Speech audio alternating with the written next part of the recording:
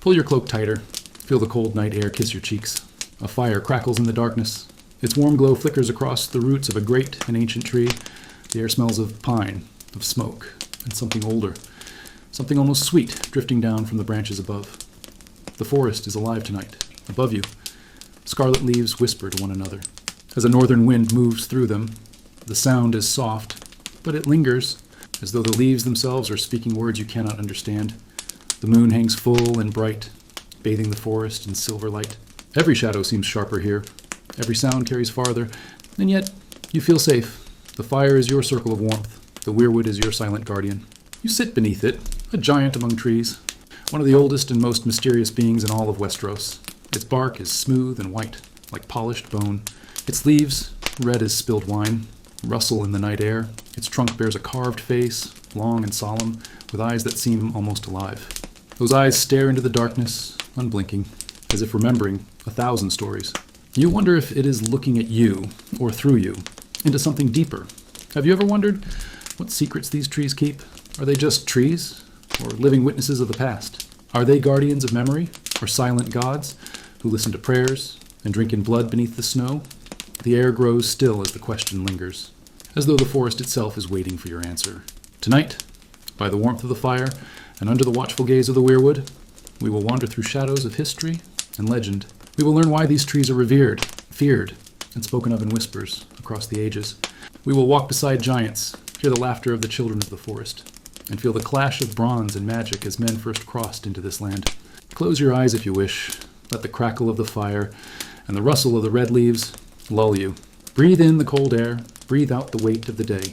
For tonight, you are no longer a traveler in the present. You are a witness of the past, sitting at the edge of myth and memory. Together, we will journey back to the days when the world was young, when the children of the forest danced by starlight beneath these branches, and when the weirwoods themselves first opened their eyes. It might have lasted forever. The forests, the rivers, the whispers of the children beneath the weirwoods, but change always comes. And change came across the land bridge from Essos. They arrived in silence at first, tall figures against the dawn. The newcomers were taller than the children, broader in the shoulders, quick to anger, quicker still to cut. They brought bronze blades that glinted like fire in the sun, and herds of cattle that trampled through meadows and streams. They came with axes, heavy and sharp, that bit into wood and stone alike. They were called the First Men. They sought land to till, rivers to fish, forests to fell, and space for their countless children yet to come. Everywhere they went, they cleared the forests. They carved the earth. They built villages of timber, raised idols of sun and stone. They did not kneel before the old gods. They did not listen to the whispers of the leaves. They made their own gods, gods that demanded dominion, not harmony. At first, the children hid. They peered from caves and thickets, their yellow eyes gleaming in the dark. But the day came when the first men swung their axes at a heart tree. The white bark split. The red leaves fell. The carved eyes wept sap as red as blood. To the children, this was murder, a crime beyond forgiveness. And so the forest struck back. Whisperwood arrows hissed through the trees, finding men before they even saw their enemy. Pits opened beneath their horses, swallowing whole war bands. The rivers rose without warning. The winds howled with unnatural fury. The children called upon their sorcery, strange wild magic woven from earth, root, and storm. The first men answered with fire. They burned whole woods to ash. They cut paths of blood through sacred groves. Their bronze swords flashed beneath the moonlight. Their shields rang like thunder.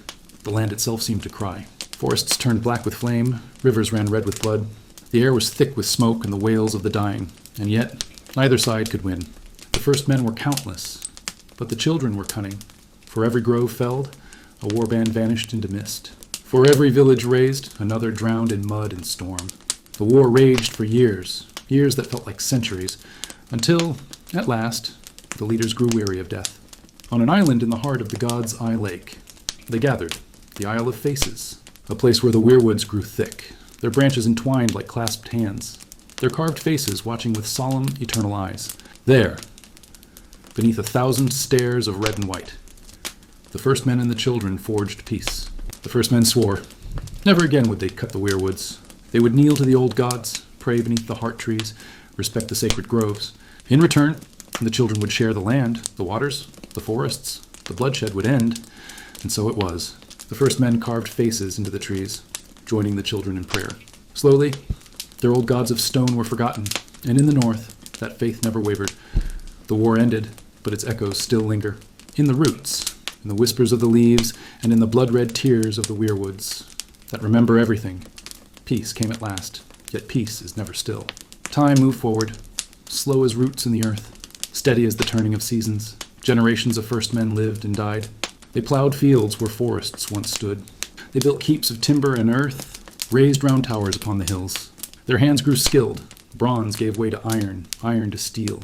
Villages swelled into towns, and families carved their names into the land. But through it all, the Weirwood stood, white against the green of summer, red against the snows of winter. They watched silently as centuries unrolled before them. They saw lovers clasp hands beneath their branches, whispering vows to the old gods. They saw young squires kneel, swearing oaths of loyalty that would bind them until death. They saw lords plot treachery by candlelight, and queens weep when no eyes but the carved ones could see. They saw births, small cries breaking the stillness of the godswood. They saw funerals, blood spilled in offering, prayers whispered through tears. The carved eyes did not close, the solemn mouths did not speak. And yet, the trees remembered every oath, every betrayal, every secret whispered in the dark. Their leaves did not wither with the frost. Even in winter, scarlet leaves clung stubbornly to the branches, as if to remind men of blood, of memory, of the gods who still watched. And when the sap bled red from their trunks, many whispered it was the blood of the old gods themselves, weeping for what they had seen. But peace, even sacred peace, does not last forever. From across the narrow sea, new invaders came. The Andals, they carried tall shields and seven-pointed stars. They brought not one god, but seven. 7 faces, 7 aspects, carved in wood and stone. They came with fire in their hearts, and zeal in their hands. And they cut. They cut the sacred trees. They burned whole godswoods to the ground. The songs of the children grew fainter still, their numbers dwindling like mist at sunrise. South of the neck, the weirwoods became rare, until they were gone altogether. Many were chopped for ships, others for houses, others for nothing more than spite. But in the north, things were different. There, the blood of the first men still ran strong. They held to the old ways. They guarded their godswoods as fiercely as their castles. They prayed beneath heart trees whose faces were older than memory. And so the old gods lived on, in hidden groves, in quiet keeps, in the dark forests of the far north. The weirwoods endured, silent, watching, remembering. And even now, some say they whisper still to those who know how to listen. Among the children of the forest, some were born with eyes that saw beyond the world of flesh and stone. They were called greenseers. Their gaze was strange, not fixed on the present, but drifting through veils of time. With a blink, they could see a memory buried deep in the roots. With a dream, they could step into the skin of a wolf or a raven. With a whisper, they could hear voices carried by the wind, voices of the dead, voices yet to be born. The greenseers spoke of the weirwoods, not as trees, but as a living network of memory, each root spreading underground, reaching further, deeper, until all were entwined. They said the roots were like veins, carrying the blood of the old gods, carrying every prayer, every oath, every drop of blood spilled in sacrifice. Through this web, a greenseer could travel in spirit. They could look through the eyes of a tree miles away, hear whispers spoken centuries before, glimpse shadows of what may still come. To the children, these greenseers were sacred, but they were also feared. For who could love a child? Who sees your secrets before you speak them? Who could trust a youth who dreams of your death before it comes? The greenseers lived longer than most children, some say for centuries, but they were never many. Perhaps 1 in 1,000 children was born with the gift of skin changing. And of those, 1 in 1,000 again was truly a greenseer. Rare, precious, dangerous. When the first men made peace with the children, something passed between them. Bloodlines mingled, and the gifts were sometimes born in human flesh. In the north, where the blood of the first men ran strongest, stories spread of men who dreamed through the eyes of wolves, of boys who could command the flight of crows, of warriors whose bond with beasts was so strong they lived and died together. The wildlings beyond the wall called them wargs, beastlings, half feared, half revered. Some were shunned, others followed as leaders. For who would not follow a man who saw through the eyes of hawks, who hunted through the body of a bear? And among the legends, one name shines darker than the rest. Bloodraven, a Targaryen bastard with one red eye, a man of shadows and sorcery. He served as spymaster, hand of the king, watcher of all things. But his fate carried him far north, beyond the wall. There, he vanished from the realm of men, only to be remembered as the last true greenseer. And it was he, the three-eyed crow, who whispered in dreams to another boy, Bran Stark, a child of Winterfell. broken in body, but not in spirit. Through his wolf, Summer, he learned the old ways. Through his dreams, he saw visions of his family far and near, and under the roots of an ancient weirwood, he learned the truth. The old gods were watching. The trees remembered, and through the greenseers, men could touch eternity. The children told many stories, stories carried in whispers beneath the leaves. Some were gentle, songs of memory, of spirits finding rest in the roots. Others were darker. They said the weirwoods hold the souls of the dead, that when a man dies beneath a heart tree, his spirit seeps into the soil, into the roots, into the very wood. His memories join those already stored. His voice becomes one among the countless murmurs. To the children, death beneath the eyes of the tree was not an ending, but a homecoming. But not all who entered the roots found peace. There are tales of faces that were not carved by mortal hands, faces revealed instead by the old gods themselves. Some smile faintly, as if mocking. Some frown, as if condemning. Some bear red streaks, like blood tears, frozen on their cheeks. Through these faces, the gods were said to speak. Not always kind, not always merciful, but always watching. And then there are the whispers, in the stillness of midnight, when no wind stirs. When even the wolves are silent, some swear the trees begin to murmur. Lean close enough, and you may hear them, the hush of leaves, the sigh of roots, but also voices, soft, distant, yet clear. Voices of the dead, voices of the forgotten. They tell of wars long past, of secrets never spoken, of blood spilled in sacrifice beneath the branches. Some who listened too long were driven to madness. For the weirwoods do not forget, and memory is a weight too heavy for most to bear. There are darker tales still. The Night's King, not the pale white walkers of children's stories, but a Lord Commander of the Night's Watch, a man of flesh and blood. He fell in love with a corpse-white woman, skin pale as moonlight, eyes blue as frozen stars. He bound his brothers with sorcery, ruled them as king, and made sacrifices to his queen beneath the heart tree of the Night Fort.